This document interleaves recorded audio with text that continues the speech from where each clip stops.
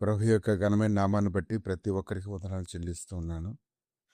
ఉదయకాలాన్ని ఆయన సన్నిధికి సమీపించేటువంటి వారు అందరూ యాకోబు రాసిన పత్రిక 3వ అధ్యాయం 4వ వచనం. వాడలను కూడా చూడుడి, అవి ఎంతో గొప్పవై పెనుగాలికి కొట్టుకొని పోబడినను వాడు నడుపువాని ఉద్దేశం చొప్పున మిక్కిలి చిన్నదగు చుక్కాని చేత త్రిప్పబడును.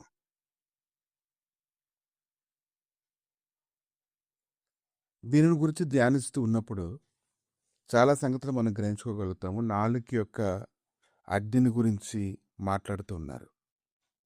యాకోబు రాసిన పత్రిక 3వ అధ్యాయం 6వ వచనం. నాలుక అగ్నియే, నాలుక మన అవయవంలో ఉంచబడిన పాప ప్రపంచమే సర్వశరీరములకు మాలిన్యం కలుగు చేయొచ్చు. ప్రకృతి చక్రంలో చిచ్చు పెట్టును, అది నరకం చేత చిచ్చు పెట్టబడును. ముఖప్రక్షి సర్ప జలచరములలో ప్రతి జాతియు నరజాతి చేత సాధు కాజాలును. సాధు ఆయనే గాని ఏ నరుడును నాలుకను సాధు చేయనేరడు. అది మరణకరమైన విషంతో నిండినది, అది నిర్గళమైన దుష్టత్వమే. దీనితో తండ్రి అయిన ప్రభువును స్తుతింతము, దీనితోనే పోలికగా పుట్టిన మనుషులను శపింతము. ఒక్క నోటి నుండి ఆశీర్వచనములను శాపవచనములను బయలువెళ్ళును.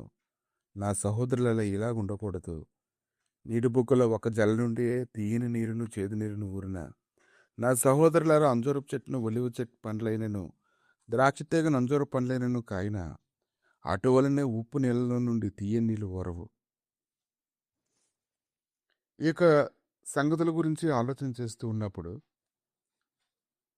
దేవుని యొక్క సమాధానం గురించి మాట్లాడుతున్నారు. నీ నాలుకతో నువ్వు దేని గురించి మాట్లాడుతూ ఉన్నావో దాని గురించి మాట్లాడుతూ ఉన్నారు. దేవుడిచ్చేటువంటి జ్ఞానము ఎటువంటిదో, దుష్టుడిచ్చేటువంటి జ్ఞానం ఎటువంటిదో మనం తెలుసుకోగలగాలి. ఈ జ్ఞానం పైనుండి దిగివచ్చినది కాక భూ సంబంధమైనది, ప్రకృతి సంబంధమైనది, దెయ్యముల జ్ఞానం వంటిది అని ఉన్నది.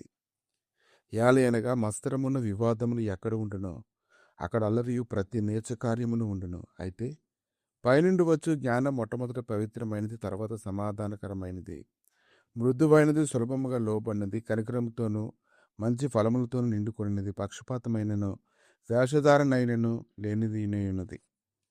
నీతి ఫలము సమాధానం చేయువారికి సమాధానము దృత్తబడును. కనుక ఈరోజు నీ నోటితో నువ్వేం మాట్లాడుతున్నావో, ఈ నోటితో నువ్వు ఏం పలుకుచున్నావో నువ్వు గ్రహించుకోగలగాలి. జీవాధిపతి అనేటువంటి దేవునికి సామెతల గ్రంథము 18:21 వచనంలో మనతో మాట్లాడుతూ ఉన్నారు. జీవమరణములు నాలుక వశము, దాని యందు ప్రీతిపడువారు దాని ఫలం తిందురు. నువ్వు జీవం గురించి అయిన మాటలు పలుకుతావా, మరణం గురించి అయినటువంటి మాటలు పలుకుతావో అది గ్రహించుకోగలగాలి. ఫిలిప్పీయులకు రాసిన పత్రిక 2వ అధ్యాయం 11వ వచనం. ప్రతివాని నాలుకయు తండ్రి అయిన దేవుని మహిమార్థమై యేసుక్రీస్తు ప్రభువును ఒప్పుకొనున్నట్లును దేవుడు ఆయన అధికంగా హెచ్చించి ప్రతి నామమునకు పైనామం ఆయనకు అనుగ్రహించెను. ప్రతి నాలుక తండ్రి అయిన దేవుడి మహిమార్థమై యేసుక్రీస్తు ప్రభువును ఒప్పుకున్నట్లుగా చేసినటువంటి ఆ యొక్క మాటకి శక్తిని గురించి కానీ ఆలోచన చేసినట్లయితే ఈ దినాన నీ నోటిని దేవునికి అప్పగించుకోగలగాలి. నీ నోటి మాటలు నువ్వు పలికేటప్పుడు దాన్ని చాలా జాగ్రత్తగా ఆలోచన చేయాలి. ఈరోజు దేవుడే నీ కృపనిచ్చి నీ నాలుక ద్వారా నువ్వు దేవుని మహింపరిచేలాగా, నీ నాలుకని అట్టి రీతిగా ఆయన అదుపులో ఉంచేలాగా చేయగలడని నువ్వు నమ్మాలి. కనుక ప్రతి ఒక్కరు కూడా పలికేటువంటి ప్రతి మాట జీవంతో నింపబడినదే ఉండాలి. ఆ జీవం కలిగినటువంటి మాట అన్ని విషయాలని దారి చూపెట్టేదిగా, కృపనిచ్చేదిగా, అన్ని విషయాల్లో సమాధానం కలుగజేసేదిగా ఉంచి నీకు క్షేమాభివృద్ధి కలుగజేయను గాక. ఆమె. ప్రభా, ఇదిగో తండ్రి, ఉదయకాలాన్ని నీ గాయపడిన స్థలకు అప్పగించి స్తుతించి వేడుకుంటుండగా నీ గొప్ప కార్యమును ప్రభా ఈ సమయంలో జరిగించి మీరే మహిమగంత ప్రభావాలు పొందమని, ప్రతి ఒక్కరి నోటిని ముట్టి బాగు చేసి నీ పరిశుద్ధ రక్తమును ప్రోక్షించి బలపరచమని యేసుక్రీస్తు నామములు అడిగి వేడుకుంటున్నాను తండ్రి. ఆమె.